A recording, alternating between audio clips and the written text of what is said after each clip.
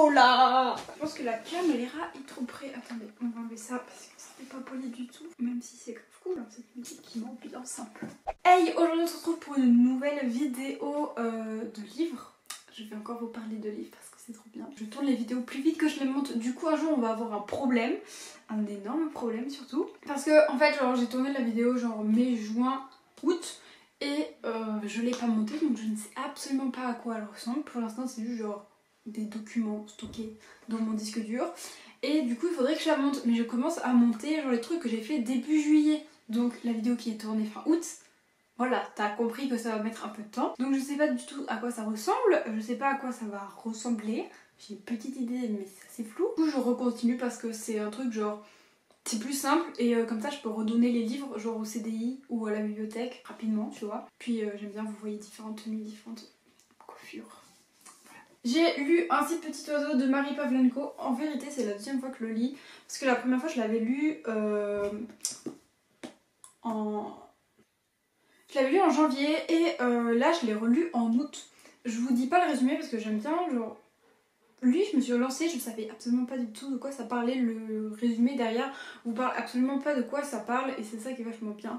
Mais je ne peux que vous le recommander, franchement. C'est la deuxième fois que je le lis et j'ai redécouvert toute l'histoire. Et juste genre, c'est tellement bien de redécouvrir l'histoire,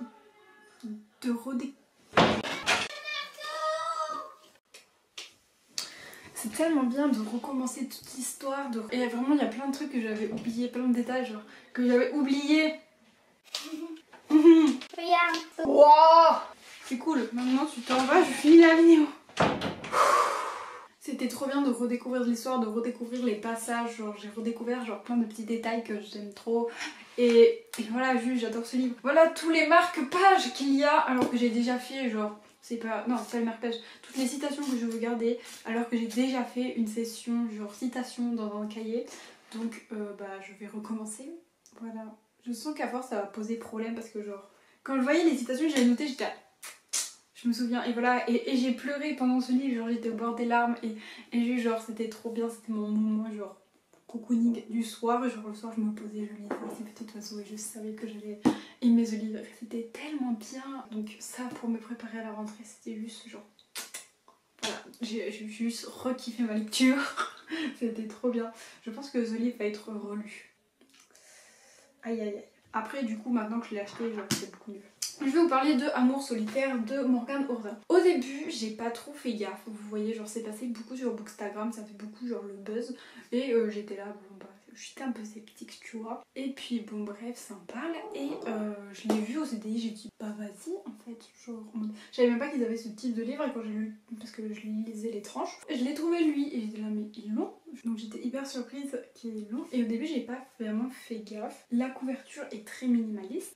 Ah vous voyez, il est pixelisé, ça rappelle un peu les textos. Je suis en train de vous faire une analyse de la couverture. Solitaire en rouge parce que c'est avec le cœur. La tranche, ça fait une réflexion un peu plus tard. C'est que genre en mode le blanc cassé là qu'il y a là, le beige. Et ben en fait c'est la même couleur.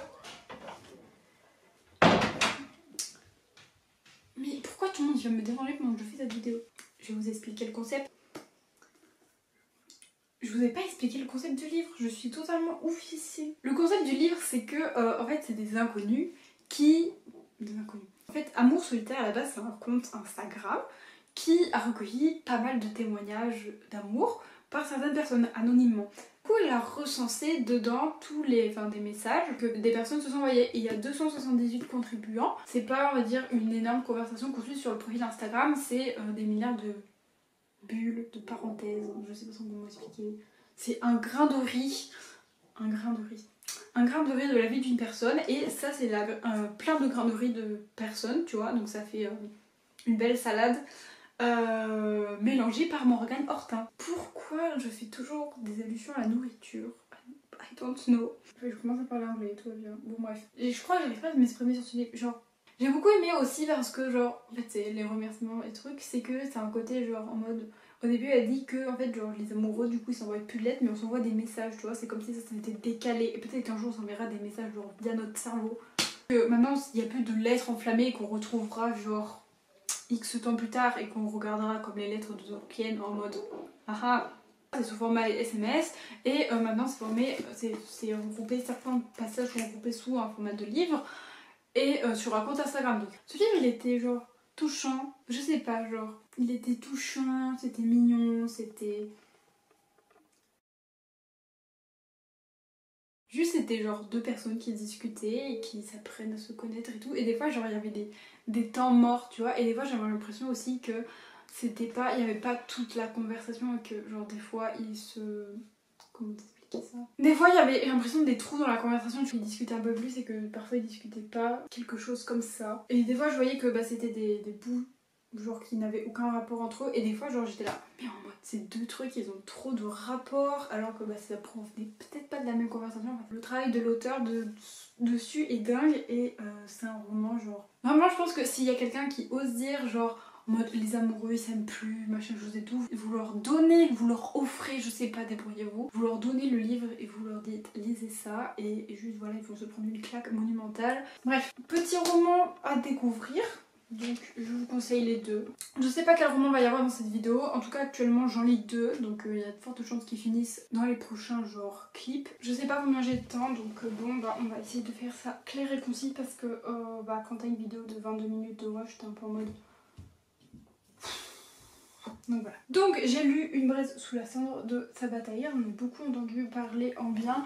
Et en ce moment, donc en genre septembre, octobre, novembre, il y a une relecture commune qui se fait, donc un tome par mois. Je sais pas du tout quand sortira cette vidéo, donc si ça se trouve nous sommes en décembre et vous avez tout loupé et vous vous dites pourquoi. Du coup je me suis dit bon allez let's go, tentons cette aventure. C'est l'histoire d'un empire qui est divisé en deux. Du coup il y a les érudits et les martiaux. Et les érudits se sont fait dominer par les martiaux. Et comment on va expliquer ça? Du coup les érudits sont soumis aux martiaux. Laïa est une esclave érudite et Elias est un soldat martial.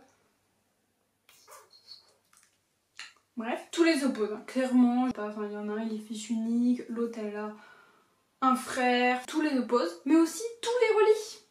Parce que c'est ça qui est bien. Je vous en dis pas plus, il va falloir chercher.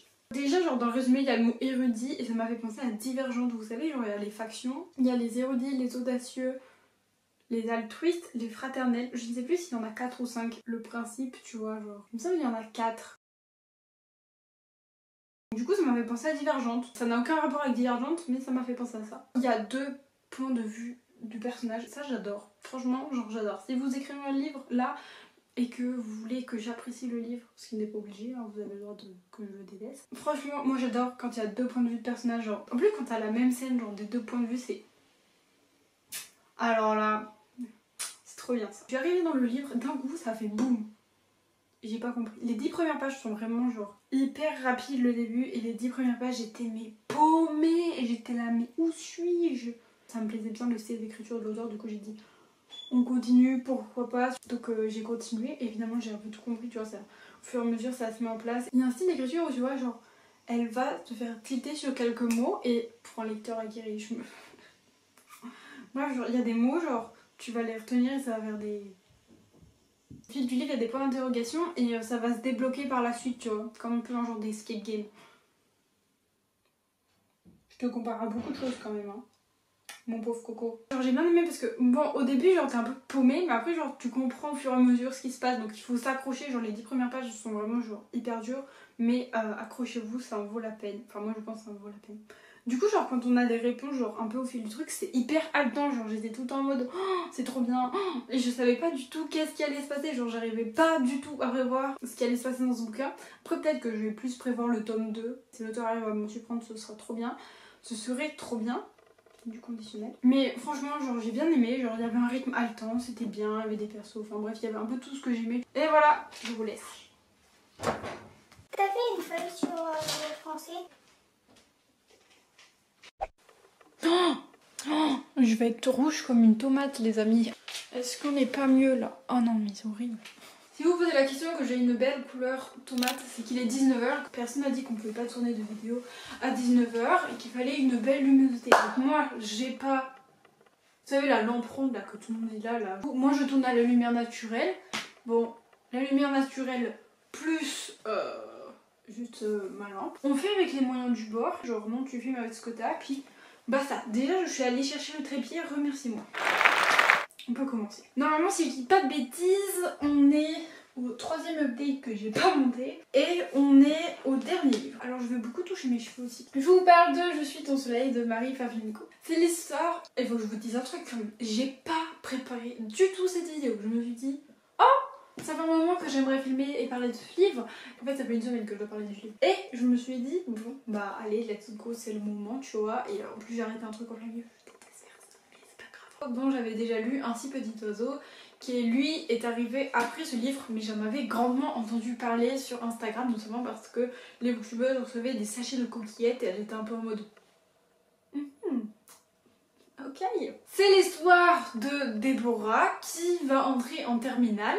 Attendez, je vais relire le truc parce que j'ai dit allez, olé, yolé. Bon, on arrête ça tout de suite. C'est l'histoire de Déborah qui commence son année de terminale sans une paire de chaussures. Sa mère fait du découpage et elle surprend son père avec une autre femme que sa mère. Pour éviter les trucs en mode oui mais non, mais si mais non, vous lisez le bouquin. Et deuxième point, ils se sont brassés devant. Donc voilà, oui machin chose, bref. Vous faites votre débat tout seul, je veux pas savoir. Mais en gros, son père sort avec une autre femme que sa mère. Voilà, c'est bon, on remet les vases au clair, j'ai besoin de tout dire précisément. Ou vous comprenez mes sous-titres. Et à ce moment-là, vous dites quel est le rapport avec le livre, parce que on part sur une atmosphère un peu genre en mode ça va faire plouf, et en même temps genre la couverture est dorée et j'adore cette couverture, genre on peut se voir dedans, c'est trop bien. J'adore. Est-ce que vous voyez la caméra? Je sais pas si je verrai la caméra. Donc déjà, là vous vous dites mais quel est le rapport entre ce livre des coquillettes, en plus, ce livre des coquillettes, le titre, et la couleur dorée, alors que ça a l'air quand même vachement triste, vachement morose. Et ben non mes chers amis, parce que Déborah a un sens de l'humour, mais... Voilà. Juste genre, ce livre c'est juste une pépite de vie, c'est un rayon de soleil en fait, genre littéralement, genre la couverture c'est un rayon de soleil, il n'y a pas de soleil. Genre ce livre c'est genre waouh, genre la vie est magnifique. Tu regardes ce bouquin en mode ouais t'as des problèmes, ok c'est bon, on va les régler petit pas par petit pas, on va y aller doucement, il y a d'autres trucs qui surviennent en cours de route et tout, et en fait juste ça te dit ah ouais en fait la vie c'est pas si mal que ça. Et juste genre tu ressors de ce roman en mode et tu vois c'est un livre que tu te dis que t'as de la chance de vivre, alors que voilà tout ce qui arrive à Déborah c'est pas forcément les meilleurs trucs. Je pense que c'est la plume de l'auteur qui est pour beaucoup et j'ai un problème. Enfin c'est pas que j'ai un problème, j'aime beaucoup la plume de Marie Pavlenko. Je trouve que ses livres, ils sont cohérents sans avoir de plan. Ou alors est-ce qu'elle a un plan, est-ce qu'elle en a pas, je veux pas poser la question, mais le truc c'est que t'as l'impression que les éléments s'enchaînent les uns avec les autres. Ça s'enchaîne genre clairement, ça pourrait se passer dans la vraie vie. Et c'est pas le truc abracadabra qui arrive genre en mode comme ça, comme si on avait tous des baguettes magiques. Dommage. Voilà, et c'est aussi un livre qui dit mais prends soin de toi, t'es la propre personne concernée en fait. Ce livre, je l'ai lu en vachement de temps parce que j'ai savouré toutes les pages, tu vois. Genre, je souhaitais pas le lire autre part que pas chez moi parce que je voulais juste le savourer et que personne me dérange pendant ma lecture. Parce que ce livre était giga, méga bien, va falloir se calmer sur les adjectifs. Ouais, voilà, c'était trop bien, genre j'ai pas d'avis négatif ni de points négatifs, que je trouvais ça hyper génial et hyper bien et je me suis marrée mais un nombre de fois incalculable. Mais en vrai, genre à 22h j'ai lu un passage et mais ça m'a fait rire pendant au moins 5 minutes et on est limite passé aux larmes, au rire, genre d'une page à l'autre et ça c'était trop bien, genre c'est rare les livres qui me font pleurer ou rire à ce point là et franchement il y a tellement de trucs genre trop drôles dans ce livre. En même temps c'est hyper triste parce que genre la personne elle va avoir plein de problèmes et on est tous en mode oh non mais je veux te faire un câlin, je vais te faire un câlin Déborah, viens là. C'est joyeux tu vois, c'est une bonne humeur, c'est waouh, alors que la fille genre à un moment donné ça va plus du tout. Pourquoi je oh non, j'en ai marre. J'ai beaucoup aimé ce livre parce que j'ai retrouvé ce qu'il y avait dans Un si petit oiseau et qui m'avait fait vraiment aimé la plume de Marie Pavlenko. Attendez, on va refaire un peu la coiffure parce que ça va plus du tout. Mais en même temps, c'était pas comme un si petit oiseau. Ça m'a touchée, j'ai ri, j'ai pleuré, c'était cool et tout. Mais j'ai un rapport un peu bizarre, un peu étrange avec un si petit oiseau. Et ouais, ça m'a quand même genre pris au trip. Oh, c'était trop bien, voilà. Déjà, je partais avec un très bon a priori parce que tout le monde il en parle bien. Moi j'ai déjà lu un livre de Marie Pavlenko, donc je l'avais déjà relu en plus le livre et j'avais déjà trouvé ça juste génial. Et donc déjà je savais que j'allais aimer ce livre. Et franchement j'adore la couverture, franchement j'adore. Le rapport avec les coquillettes que tout le monde va chercher pendant tout le livre, il est lié les gars, il est lié. Vous aurez pas une couverture avec des coquillettes dans votre bibliothèque pour du flan ou pour des coquillettes du coup. On va se calmer sur les jeux de mots. Je l'ai littéralement bouffé aussi. C'était bien. J'arrive pas à exprimer genre mon ressenti sur ce livre parce que tu vois ça fait déjà une semaine que je l'ai fini et donc du coup là on est plus à froid. Moi je l'ai trouvé très bien pour moi, très bien dans la bonne période et tout. Voilà, moi je vous recommande ce livre. Un si petit oiseau de Marie Pavlenko, mais je vais vous saouler avec ce livre, ça va être horrible. Maintenant on va arrêter tout ce cirque parce qu'il va falloir que je le monte un jour. T'as 15 heures de rush mais t'as 2 heures pour monter. Que fais-tu? J'espère que ce petit lecture t'aura plu. Moi je te laisse. Et ça me plaît bien moi cette technique là, j'aime pas mal. Après je pense pas que le rendu soit ultra dégueulasse parce que je mets à peu près le trépied au même endroit donc tu dois pas avoir un changement de cadrage énorme. Bon après question luminosité, coiffure et tenue ça doit être totalement la décadence. Écoute, moi j'aime bien, j'espère que toi tu kiffes. Et j'espère que je vais permettre le montage. Beaucoup trop parlé en fait. Je vais vous laisser, ce sera plus simple. Salut!